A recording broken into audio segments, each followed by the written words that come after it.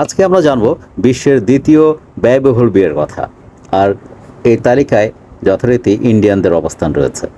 বানেশ মিত্তাল এবং অমিত ভাটিয়ার বিয়েতে খরচ পড়েছিল 647 কোটি টাকা।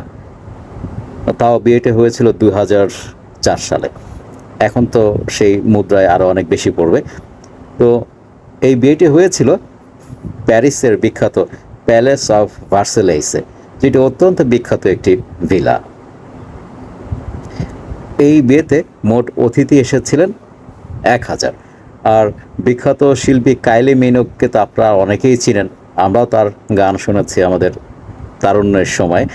তিনি আধা ঘন্টা অনুষ্ঠানের জন্য নিয়েছিলেন প্রায় $3.5 লাখ। আর এই বিয়ে সম্পর্কে মজার যে বিষয় সেটি হচ্ছে আইফেল টাওয়ার থেকে আতশবাজি ছাড়া হয়েছিল।